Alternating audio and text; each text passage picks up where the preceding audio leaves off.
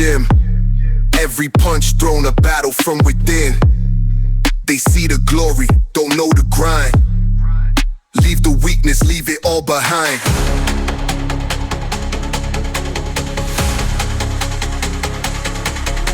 Let's go! Again!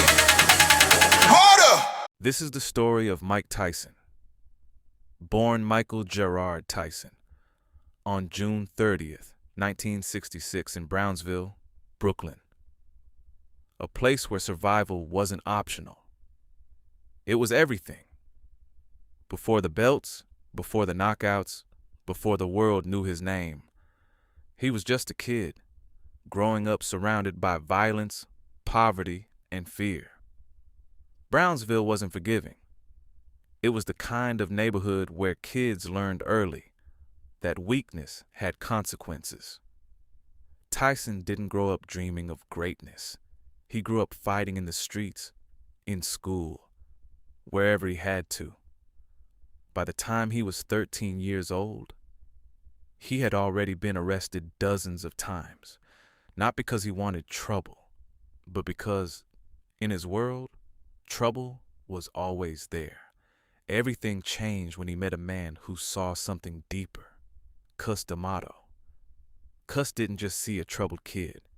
He saw raw potential. He saw anger and understood how to shape it. He took Tyson in, gave him structure, discipline, and something he had never truly had before, belief.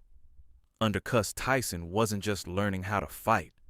He was learning how to think, how to control fear, how to become focused, how to turn chaos into precision. But that foundation wouldn't last forever.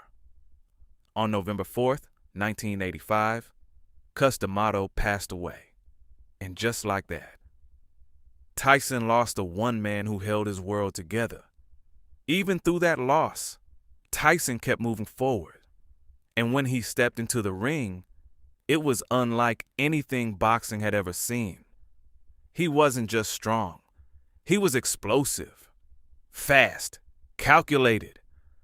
A heavyweight moving with the speed of a much smaller fighter, and the power to end a fight instantly was insane. On November 22nd, 1986, in Las Vegas, at just 20 years old, Mike Tyson defeated Trevor Berbick and became the youngest heavyweight champion in boxing history, a record he still holds to this day. And he didn't stop there. On August 1st, 1987, he defeated Tony Tucker, becoming the undisputed heavyweight champion of the world. At that moment, Mike Tyson wasn't just a champion. He was the most feared man on the planet. Fighters didn't just lose to Tyson. They were broken before the first punch was even thrown. But dominance can be fragile. On February 11th, 1990, in Tokyo, Japan, Tyson stepped into the ring against Buster Douglas. It was supposed to be another easy win, another knockout, another night of control. But that night, something was different. Douglas stood his ground, and in the 10th round, Mike Tyson was knocked out. One of the biggest upsets in sports history. And just like that, the invincible was no longer invincible. What followed wasn't just a decline, it was a collapse. On March 26, 1992, Tyson was sentenced to prison. 6 years. He would serve less than 3. But those years changed everything. The noise was gone. The fame was gone.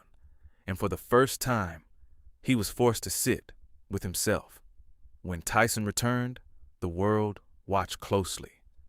Some believed the old Tyson was still there. Others weren't so sure.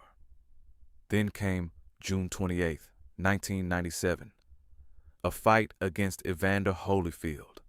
That would become one of the most infamous moments in boxing history. In the middle of the fight, Tyson bit Holyfield's ear, not once, but twice. It wasn't just shocking. It changed how the world saw him forever. After that, the dominance faded. The discipline was inconsistent. The fear he once controlled seemed to take control of him. Losses followed, and the legend began to feel distant. But here's where the story changes, because Mike Tyson did something very few fighters ever do. He evolved. In his later years, he began speaking openly about his life, the anger, the mistakes, the pain, not as a champion, but as a man, trying to understand himself. He launched his podcast, Hot Boxing with Mike Tyson, where conversations replaced combat, where reflection replaced reaction. He stepped back into the ring on November 28th, 2020, facing Roy Jones Jr., not for titles, but for love of the sport and legacy. Outside the ring, Tyson built something new, a cannabis company known as Tyson 2.0, a business rooted in transformation, turning past struggles into present purpose. Mike Tyson finished his career with 50 wins, 44 by knockout. But numbers don't tell his story, because Mike Tyson was never just a fighter. He was fear, he was power, he was chaos, and in the end, he became something even more rare, a man who faced himself and changed. Mike Tyson, the most dangerous man to ever step into a boxing ring. In this ring, only kings survive. Every legend has a story, and every king leaves a legacy. This is Ring King Chronicles. Who should enter the ring next? Let me know in the comments. Subscribe for more. Champion! Forever!